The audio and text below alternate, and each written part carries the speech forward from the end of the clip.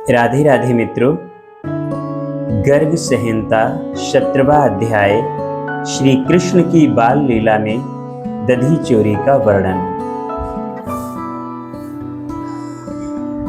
मित्रों, श्री नारद जी कहते हैं, राजन, तदंतर बलराम और श्री कृष्ण दोनों गौर श्याम मनोहर बालक विविध लीलाओं से नंद भवन को अत्यंत सुंदर एवं आकर्षक बनाने लगे। मिथिलेश्वर वे दोनों हाथों और घुटनों के बल से चलते हुए और मीठी तोतली बोली बोलते हुए थोड़े ही समय में ब्रज में इधर उधर डोलने लगे। माता यशोदा और रोहिणी के द्वारा लालित पालित वे दोनों शिशु कभी माताओं की गोद से निकल जाते और कभी पुनः उनके अंक में आ बैठते थे। माया से बाल रूप धारण करके त्रिभुवन को मोहित करने वाले वे दोनों भाई राम और श्याम इधर उधर मंजीर और करधनी की झंकार फैलाते फिरते थे। माता यशोदा ब्रज बालकों के साथ आंगन में खेलते लूटते तथा धूल लग जाने से धूसर अंग वाले अपने लाला को गोद में लेकर बड़े आदर से झाड़ती पूछती थी। श्री कृष्ण दोनों हाथों और घुटनों के बल चलते हुए पुनः आंगन में चले जाते और वहां से फिर माता की गोद में आ जाते थे। इस तरह वे ब्रज में सिंह सावक की भांति लीला कर रहे थे। माता यशोदा उन्हें सोने के तार जड़े पीतांबर और पीली झुगली पहनाती तथा मस्तक पर दीप्तिमान रत्नमय मुकुट धारण कराती और इस प्रकार अत्यंत शोभाशाली भव्य रूप में उन्हें देखकर अत्यंत आनंद का अनुभव करती थी। अत्यंत सुंदर वालोचित क्रीड़ा में तत्पर बाल मुकुंद दर्शन करके गोपियां बड़ा सुख पाती थी। वे सुख स्वरूपा गोपांगनाएं अपना घर छोड़कर नंदराज जी के गोष्ठ में आ जाती और वहां आकर वे सब की सब अपने घरों की सुध बुध भूल जाती थी। राजन, नंदराय जी के गृह द्वार पर कृत्रिम सिंह की मूर्ति देखकर भयभीत की तरह जब श्री कृष्ण पीछे लौट पड़ते तब यशोदा जी अपने लाला को गोद में उठाकर घर के भीतर चली जाती थी। उस समय गोपियां ब्रज में दया से द्रवित हृदय हो यशोदा जी से इस प्रकार कहती थी। श्री गोपांगनाएं कहने लगी, सुबह तुम्हारा लाला खेलने के लिए बड़ी चपलता दिखाता है। इसकी बाल केल अत्यंत मनोहर है। ऐसा ना हो कि इसे किसी की नजर लग जाए। अतः तुम इस काक पक्षधारी दुधमुहे बालक को आंगन से बाहर मत निकलने दिया करो। देखो ना, इसके ऊपर के 2 दांत ही पहले निकले हैं जो मामा के लिए दोषकारक हैं। यशोदा जी, तुम्हारे इस बालक के भी कोई मामा नहीं है, इसीलिए विघ्न निवारण के हेतु तुम्हें दान करना चाहिए। गौ, ब्राह्मण, देवता, साधु, महात्मा तथा वेदों की पूजा करनी चाहिए। मित्रों, श्री नारद जी कहते हैं बहुलाष्ट से, राजन, तब से यशोदा और रोहिणी जी पुत्रों की कल्याण कामना से प्रतिदिन वस्त्र तथा रत्न अन्न आदि का दान करने लगी। कुछ दिनों बाद सिंह शावक की भांति देखने वाले राम और कृष्ण दोनों बालक कुछ बड़े होकर गोष्ठों में अपने पैरों के बल से चलने लगे। श्री रामा और शुबल आदि ब्रज बालक सखाओं के साथ यमुना जी के शुभ्र वालुका में तट पर कौतूहल पूर्वक लौटते हुए राम और श्याम नील सघन तमालों से घिरे और कदम्ब कुंज की शोभा से विलसित कलिंदी तटवर्ती उपवन में विचरने लगे। श्री हरि अपनी बाल लीला से गोपियों का आनंद प्रदान करते हुए सखाओं के साथ घरों में जाकर माखन और घृत की चोरी करने लगे।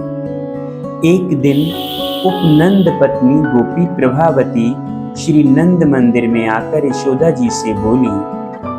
प्रभावती ने कहा, यशोमती, हमारे और तुम्हारे घरों में जो मक्खन, घी, दूध, दही और तक्र है, उसमें ऐसा कोई विलगाव नहीं है कि ये हमारा है और वह तुम्हारा।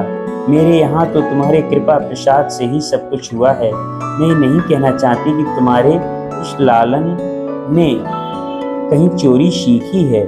माखन तो ये स्वयं ही चुराता फिरता है, परंतु तुम इसे ऐसा ना करने के लिए कभी शिक्षा नहीं देती। एक दिन जब मैंने शिक्षा दी तो तुम्हारा ये ढीठ बालक मुझे गाली देकर मेरे आंगन से भाग निकला। यशोदा जी, ब्रजराज का बेटा होकर ये चोरी करे ये उचित नहीं है, किंतु मैंने तुम्हारे गौरव का ख्याल करके इसे कभी कुछ नहीं कहा। श्री नारद जी कहते हैं, राजन, प्रभावती की बात सुनकर नंद गेहिनी यशोदा ने बालक को डांट बताई और बड़े प्रेम से सांत्वना पूर्वक प्रभावती से कहा। श्री यशोदा बोली, बहन, मेरे घर में करोड़ों गौएं हैं। इस घर की धरती सदा गो रस से भीगी रहती है। पता नहीं ये बालक क्यों तुम्हारे घर में दही चुराता है। ये तो कभी ये सब चीजें चाव से खाता ही नहीं। प्रभावती, इसने जितना भी दही या माखन चुराया हो वह सब तुम मुझसे ले लो। तुम्हारे पुत्र और मेरे लाला में किंचन मात्र भी कोई भेद नहीं है। यदि तुम इसे माखन चुराकर खाते और मुख में माखन लपेटे हुए पकड़कर मेरे पास ले आओगी तो मैं इसे अवश्य ताड़ना दूंगी, डांटूंगी और घर में बांध रखूंगी। श्री नारद जी कहते हैं, राजन, यशोदा जी की ये बात सुनकर गोपी प्रभावती प्रसन्नता पूर्वक अपने घर लौट आई। एक दिन श्री कृष्ण समवयस्क बालकों के साथ फिर दही चुराने के लिए उसके घर में गए। घर की दीवार के पास सटकर एक हाथ से दूसरे बालक का हाथ पकड़े धीरे धीरे घर में घुसे।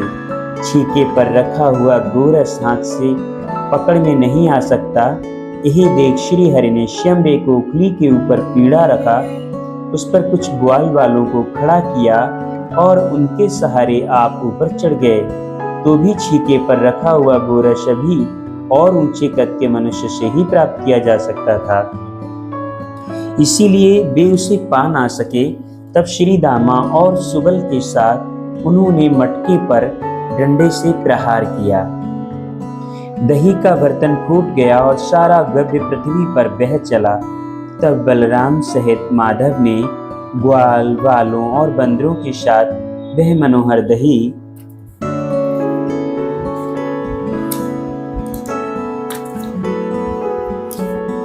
क्षमा करें मित्रों, वह मनोहर दही जी भर कर खाया।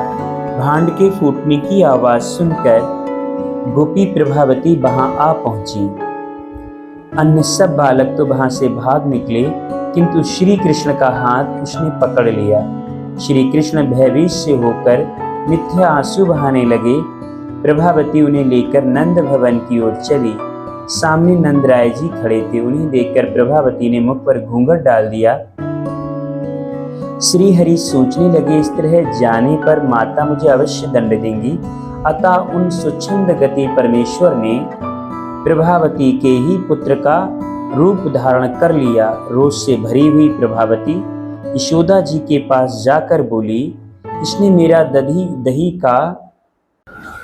राधे राधे मित्रों, 17वां अध्याय दधी चोरी की शेष चर्चा। भांड के फूटने की आवाज सुनकर गोपी प्रभावती वहां आ पहुंची। अन्य सब बालक तो वहां से भाग निकले, किंतु श्री कृष्ण का हाथ उसने पकड़ लिया।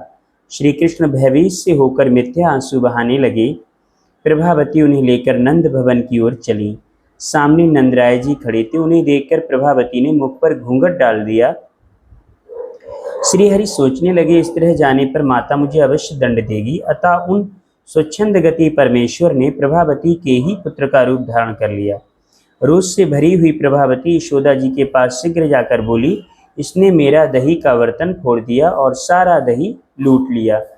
यशोदा जी ने देखा ये तो इसी का पुत्र है। तब वे हंसती हुई उस गोपी से बोली, पहले अपने मुख से घूंघट तो हटाओ, फिर बालक के दोष बताना। यदि इस तरह झूठे ही दोष लगाना है तो मेरे नगर से बाहर चली जाओ। क्या तुम्हारे पुत्र की हुई चोरी मेरे बेटे के माथे मढ़ दी जाएगी? तब लोगों के बीच लजाती हुई प्रभावती ने अपने मुंह से घूंघट को हटाकर देखा तो उसे अपना ही बालक दिखाई दिया। उसे देखकर वह मन ही मन चकित होकर बोली, अरे निगूढ़े, तू कहाँ से आ गया मेरे हाथ में? मेरे हाथ में तो ब्रज का सार सर्वस्व था। इस तरह बड़बड़ाती हुई वह अपने बेटे को लेकर नंद भवन से बाहर चली गई। यशोदा, रोहिणी, नंद, बलराम तथा अनन्यान गोप और गोपनांगनाएं हंसने लगीं और बोली, अहो, ब्रज में तो बड़ा भारी अन्याय दिखाई देने लगा है। उधर भगवान बाहर की गली में पहुंचकर फिर नंदनंदन बन गए और संपूर्ण शरीर से धृष्टता का परिचय देते हुए चंचल नेत्र मटकाकर जोर जोर से हंसते हुए उस गोपी से बोले। श्री भगवान ने कहा, अरे गोपी, यदि फिर कभी तू मुझे पकड़ेगी तो अब की बार मैं तेरे पति का रूप धारण कर लूंगा, इसमें संशय नहीं है। श्री नारद जी कहते हैं, राजन, ये सुनकर वह गोपी आश्चर्यचकित हो अपने घर चली गई। उस दिन से सब घरों की गोपियां लाज के मारे श्री हरि का हाथ नहीं पकड़ती थीं। इस प्रकार श्री गर्ग संहिता में गोलोक खंड के अंतर्गत श्री नारद बहुलाश्व संवाद में श्री कृष्ण के बाल चैत्रगत दधि चोरी का वर्णन नामक 17वां अध्याय पूरा हुआ। कल 18वां अध्याय नंद, उपनंद और वृषभानुओं का परिचय तथा श्री कृष्ण की मध्वक्षण लीला के साथ फिर मुलाकात करेंगे। तब तक के लिए राधे राधे। जय श्री कृष्ण। अपना ध्यान रखें मित्रों।